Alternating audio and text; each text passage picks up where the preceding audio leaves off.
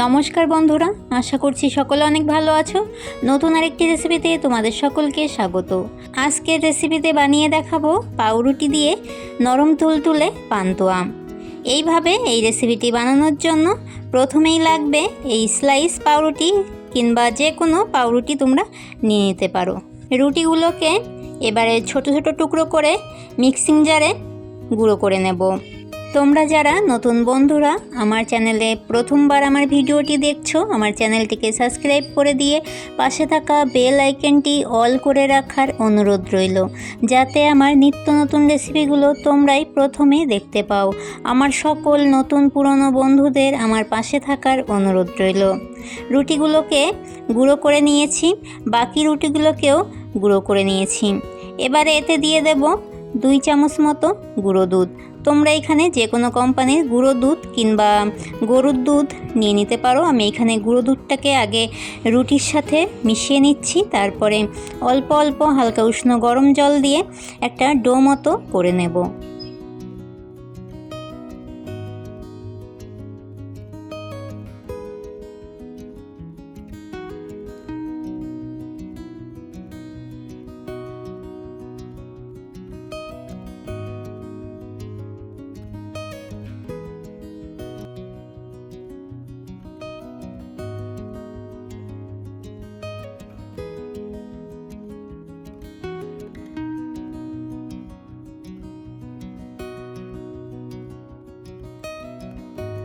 পাউরুটির সুন্দর একটা ডো করে নিয়েছি।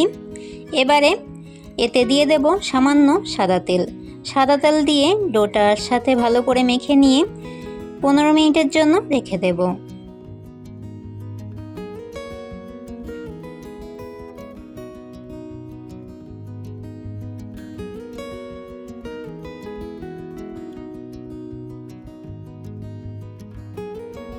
পনেরো মিনিট হয়ে গেছে। 15 মিনিট পর আমি চলে এসেছি রান্নাঘরে। আর পাউরুটির ডোটাকে আর একটু ভালো করে মেখে নেব। পাউরুটির ডোটাকে বেশি শক্ত কিংবা বেশি নরম করে মাখার দরকার নেই। নর্মালি যেইভাবে আমরা রুটি কিংবা পরোটা বানানোর সময় ডোটাকে মেখে থাকি সেইভাবেই মেখে নিতে হবে। এবারে হাতে অল্প পরিমাণ সাদা তেল মেখে নিয়ে পান্তুয়াগুলোকে সাইজ মতো করে নেব।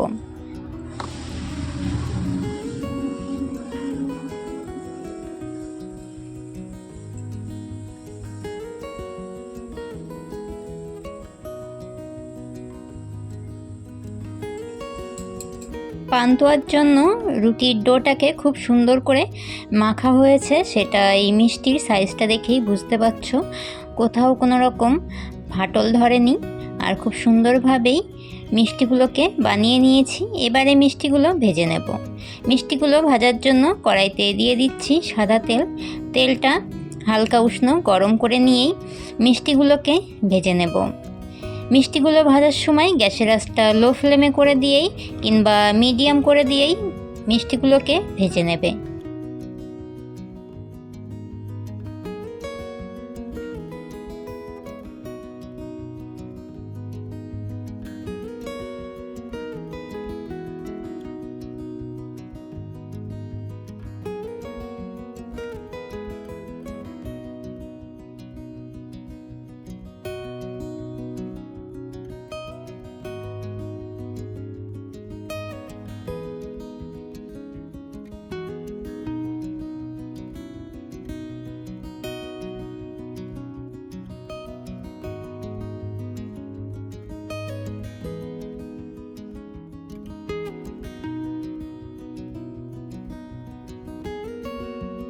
সব পান্তুয়াগুলোকে একটু কড়াভাবেই ভেজে নিয়েছি।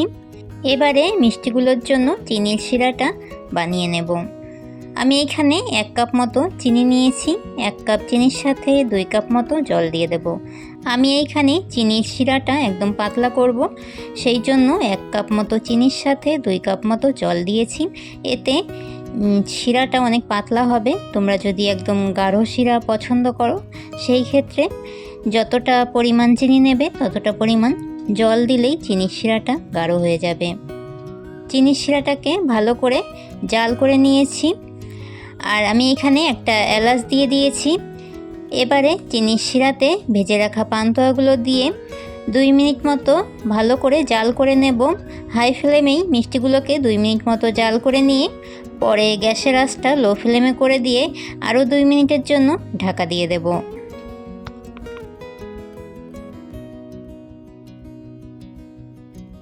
2 মিনিট পরে মিষ্টির ঢাকনাটা তুলে দিয়েছি, আর মিষ্টিগুলোর সাইজ অনেক বড় হয়ে গেছে, আর মিষ্টিগুলো উপরেও ভেসে উঠেছে। মিষ্টিগুলো হয়ে গেছে, এবারে মিষ্টিগুলো ঠান্ডা হওয়া পর্যন্ত রেখে দেবো এইভাবেই ঢেকে। 30 মিনিট পরে আমি চলে এসেছি। মিষ্টিগুলোকে আমি পাত্রের মধ্যেই রেখে দিয়েছিলাম, আর মিষ্টিগুলো দেখতেই পাচ্ছ কত সুন্দর হয়েছে। এইভাবে এই পাউরুটি দিয়ে পান্তুয়া রেসিপিটি তোমরা বাড়িতে অবশ্যই ট্রাই করবে, আর আমাকে কমেন্ট করে জানিও রেসিপিটি তোমাদের কাছে কেমন লাগলো। সকলকে টাটা।